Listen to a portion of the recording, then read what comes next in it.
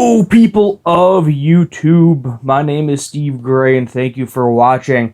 Rick and Morty is back with Season 6, Episode 1. I believe we are getting 10 episodes again this season, like we have been for the past several. So let's get right into this good old review. So we start off where Season 5 ended.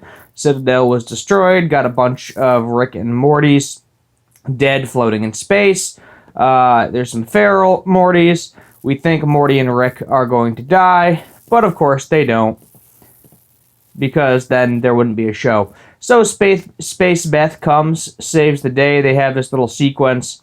Get a new introduction, Morty's butter. What's pretty neat with the introduction is every time they do something where they, like they show part of the episode in the intro, and then they actually do that in the episode, they then replace that in the intro, which I always thought was pretty neat.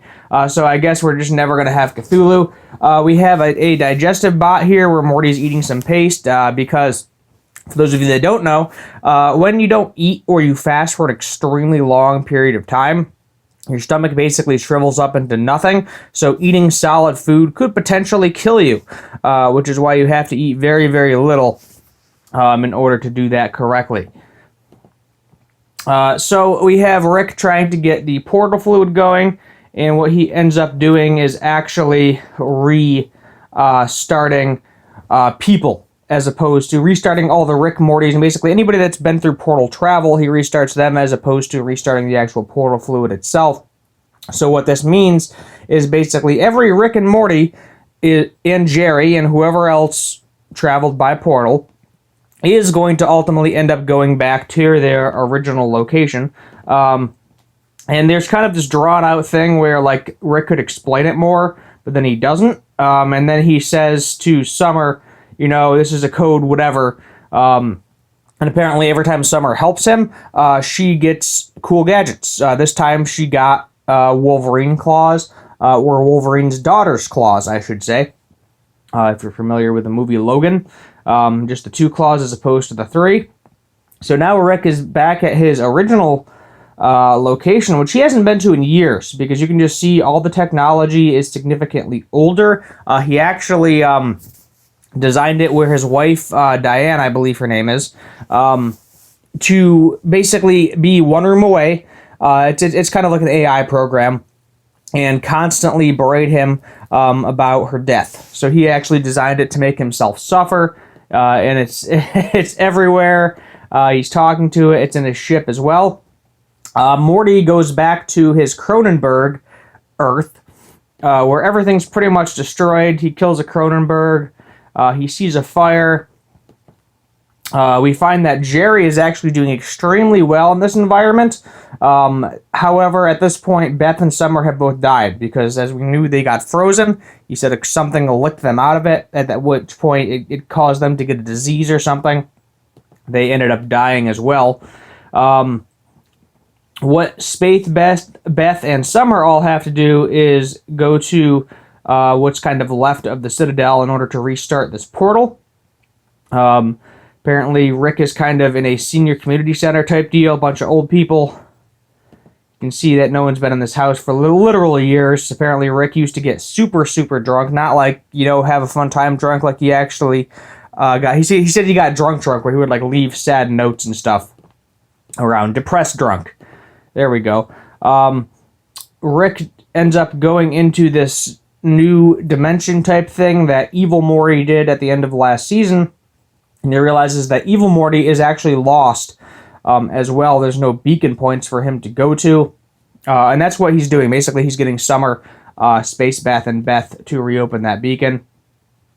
This is where Jerry is explaining, I think they call him Hermit Jerry, is explaining to Morty kind of what happened after he left, eating Cronenberg. And then basically he bounces. The reason he bounces is because of basically what Morty did to him. He destroyed the entire world, essentially, and then there was 2 things left that he loved, and he destroyed them as well. And basically this is his own father disowning him, and you can't really blame him. because, Morty did a lot of crap.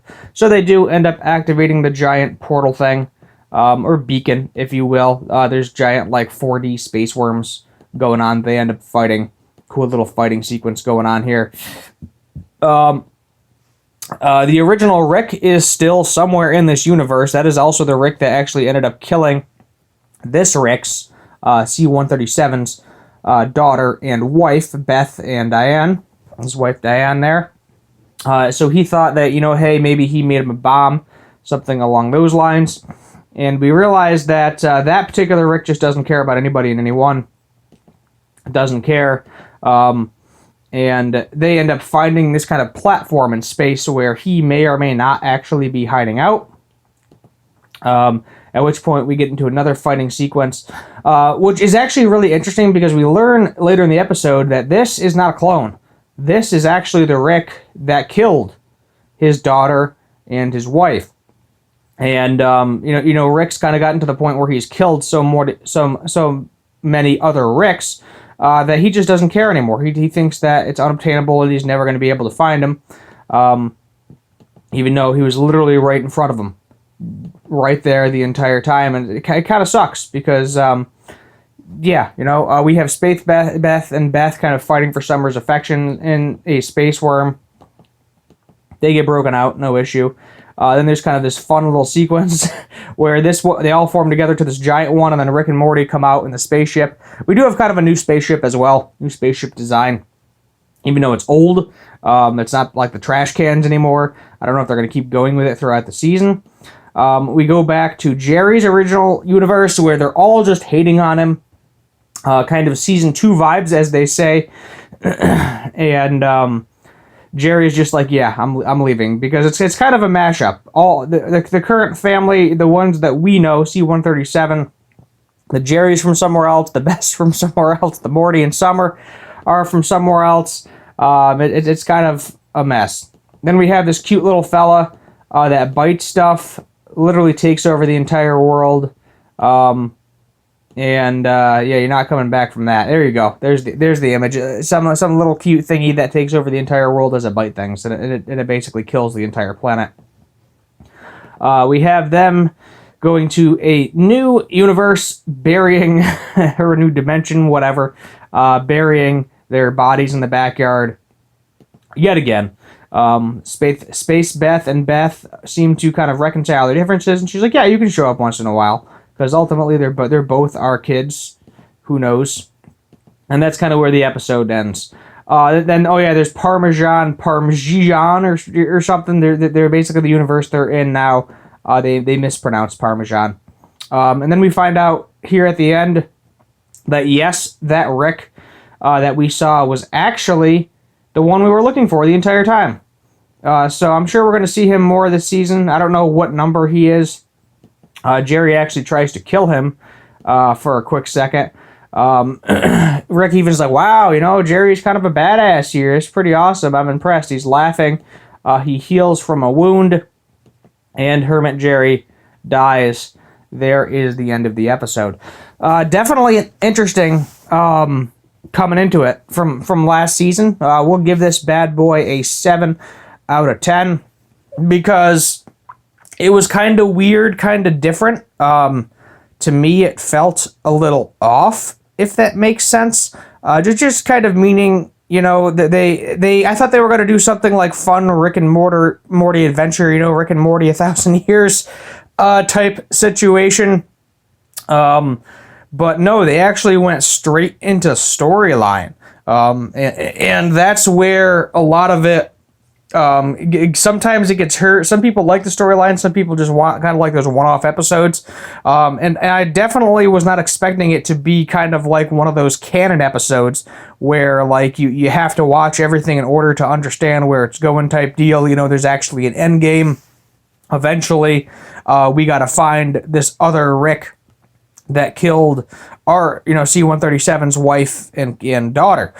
So I think that's where we're going with this season, and I'm kind of fine with it, but at the same time, I'm also hoping they throw in those kind of like sporadic one-off episodes where it's like all over the place. I have no idea if they're splitting this season up. I know they've done that before where they do 5 episodes, take a little break, and then 5 episodes. I know they've done it before too where they either do like the first 2 episodes are together, the last 2 episodes are together. No idea if they're doing that or we're just getting it in 10 weeks in one shot.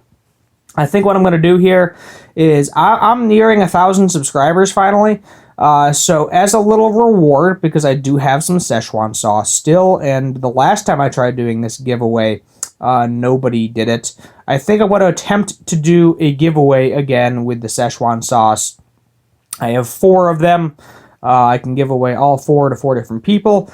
Gotta hit 1,000 subscribers. I'll probably make a separate video once I hit the 1,000 subscribers for the giveaway.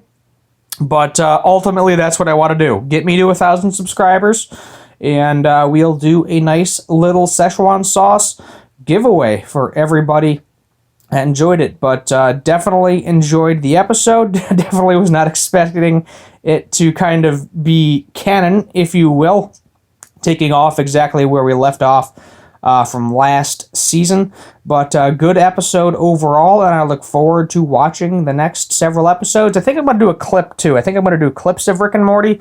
We'll do a few, see how they take off, because, you know, my clips have been taken off lately, as some of you know that have been watching the Made in the Abyss clips. So we'll see if the Rick and Morty ones take off as well. We'll give it a shot. That's where I'm going to end it. Thank you for watching. My name is Steve Gray, and as always, have a good one.